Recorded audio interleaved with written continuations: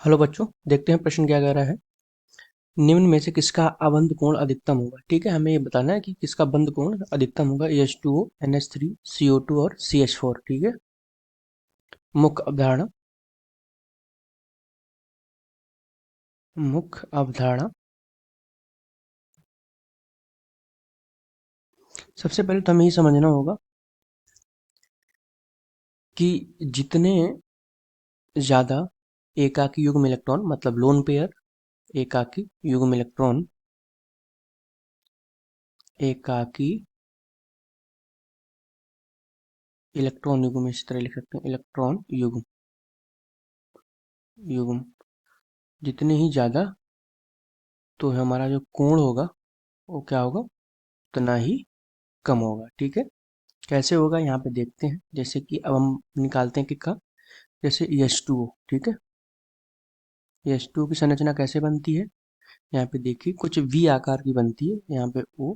ठीक है, और ऑक्सीजन इस तरीके से लोन पेयर हमारे हो जाते हैं। ठीक है, और एक HE और एक HE। ठीक है, तो जो हमारा बंध होता है वो कितना होता है, अगर हम H2O के बंध की बात करें तो 104, इस तरीके से हम देख सकते हैं, 104 डिग्री 5 अंश, इस तरह से लिख सकते हैं। ठीक है, तो यहाँ पे 104 डिग्री के आसपास होता है, 105 मान लीजिए।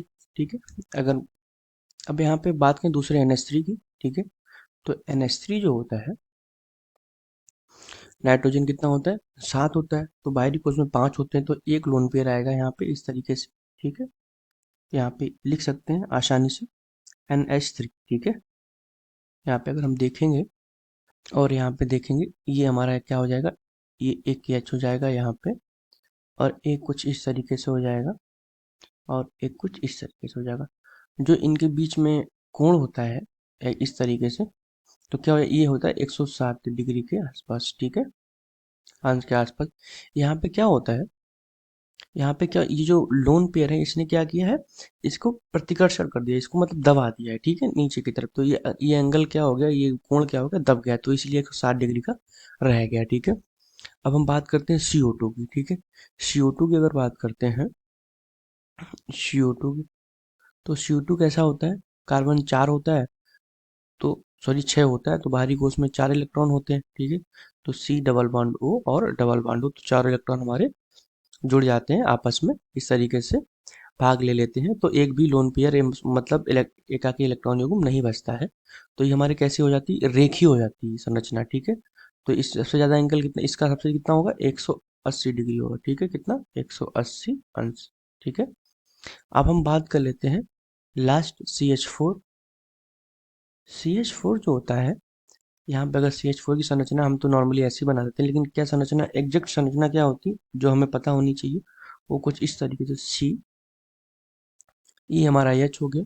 ठीक है, ये H हो गया, और क्या होता है कि जो H होता है वो अंदर बाहर होते हैं कुछ इस तरीके से। ठीक है, इनका मतलब है अंदर और बाहर। ठीक है, इस तरीके से इसको कैसे हम साइड कर देंगे ऐसे करके, तो यहाँ पे H क्या है, अंदर और बाहर है तल के। ठीक है, और ये H है, तो इनके बीच का एंगल जो है, मतलब कोण जो है, कितना होगा, ये जो कोण है ये कितना होगा, 109 डिग्री। ठीक है, 109 डिग्री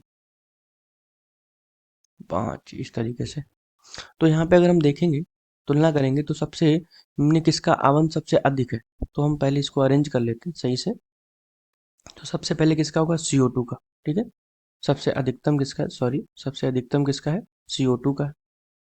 कितना है, 180 डिग्री। ठीक है, फिर इसके बाद किसका होगा, CH4 का होगा, फिर किसका होगा, फिर NH3 का होगा, फिर किसका होगा, फिर होगा H2O का। ठीक है, तो हमारा ये क्या हो गया, ये हमारा हो गया क्रम। ठीक है, सबसे अगर प्रश्न में से जो केवल चारों का पूछे तो हम इस तरह बता देते हैं, अगर प्रश्न में जैसे हमसे एक का पूछा गया, तो हमारा जो उत्तर क्या होगा, CO2 का, सबसे अधिक इसका कितना, 180 डिग्री। तो CO2, CH4, फिर NH3 और फिर H2, यही हमारा उत्तर है। धन्यवाद।